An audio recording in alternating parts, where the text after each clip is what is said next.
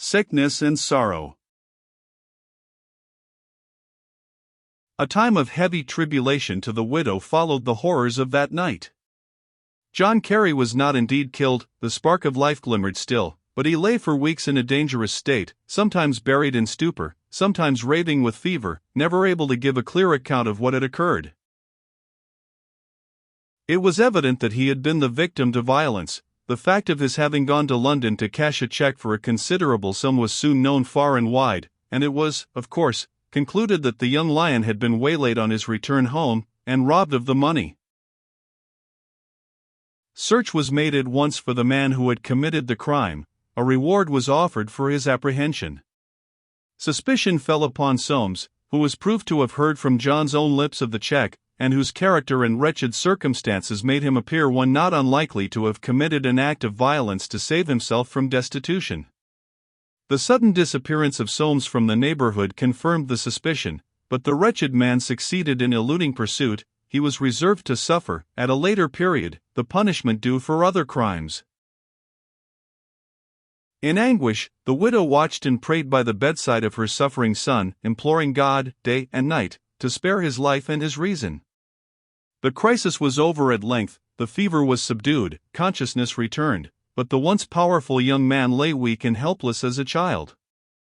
His tawny locks shorn away, the bandage over his brow, his eye dim, his cheek hollow, who, in that languid invalid, would have recognized the young lion? The doctor forbade any subject being mentioned to John that could produce excitement. He must be kept as quiet as possible, and have as much good wine and generous nourishment as he could take to restore his exhausted strength. Good wine, generous nourishment. How were they to be procured? That question, which she could not answer, went to the mother's heart. Mrs. Carey had earned her livelihood by charing and washing, but during her son's illness she had been unable to earn a sixpence by either. Nursing him had engaged all her time, and taxed her utmost strength.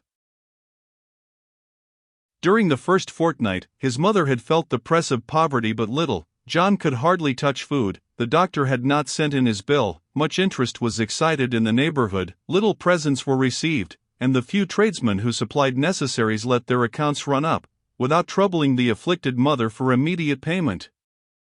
Thus for a while, as has been said, Mrs. Carey, watching by the sick bed of John, and absorbed by the anxiety caused by his critical state, felt no actual want of money.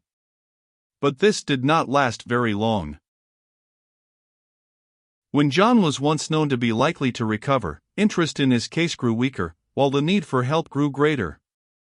The hunger of convalescence began just when the shelf was empty, and bills came dropping in when not a sixpence was left in the purse.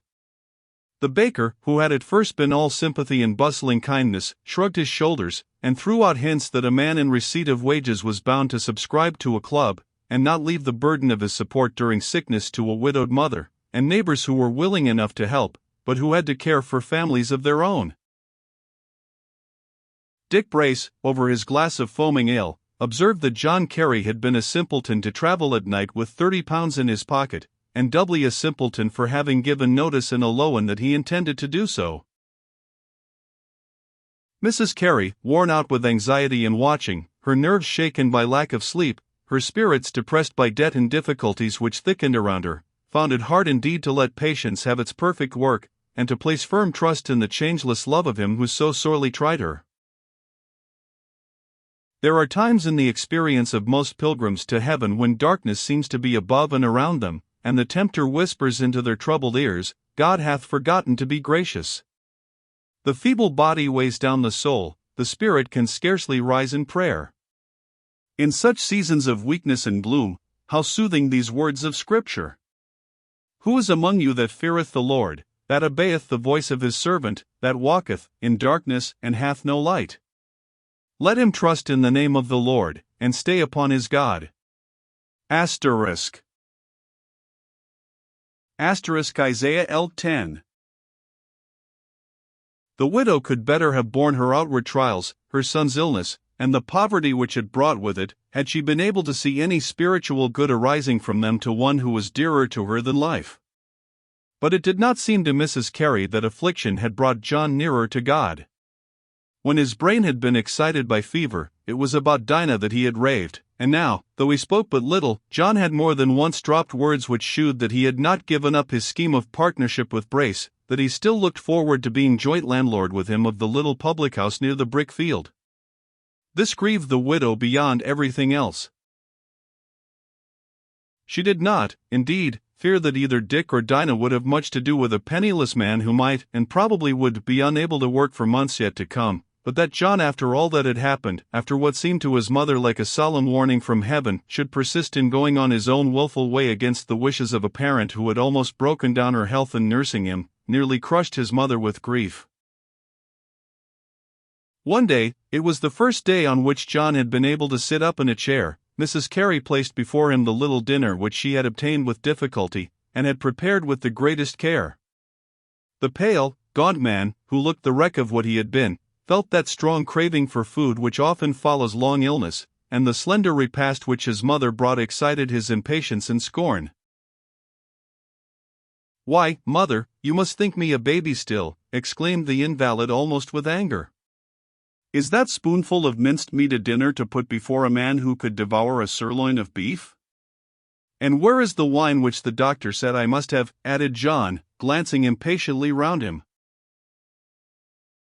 "My son," answered the widow meekly, "I give you what I can, not what I would." She had herself not tasted meat for a fortnight. "What do you mean?" cried John. "You know as well as I do that I've plenty of money. There's all the legacy left by my uncle." Another pang to the heart of the mother. She had often noticed before that John's illness had affected his memory, but she had hoped of late that this was improving. It was a bitter disappointment to find him thus, as she thought, forgetting the fact that he had been robbed as well as almost murdered. "What do you mean?" repeated the sick man with petulance. "And why do you look so sad?"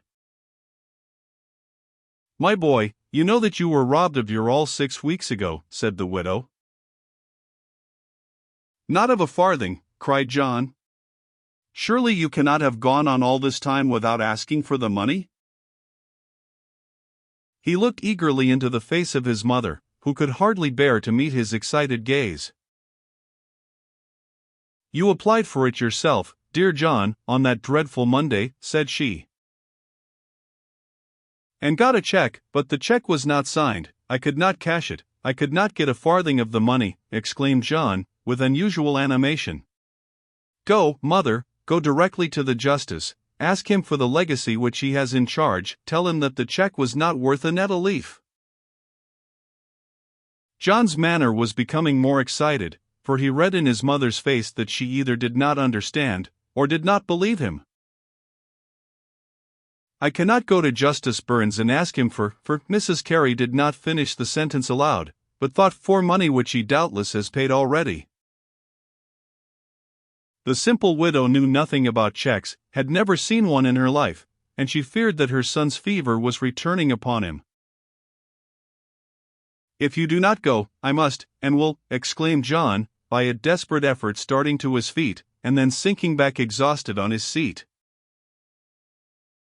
"Oh, my son, I will do what you wish, anything that you wish," cried the anxious mother. "Only promise that you will keep quiet, and I will go at once to the justice."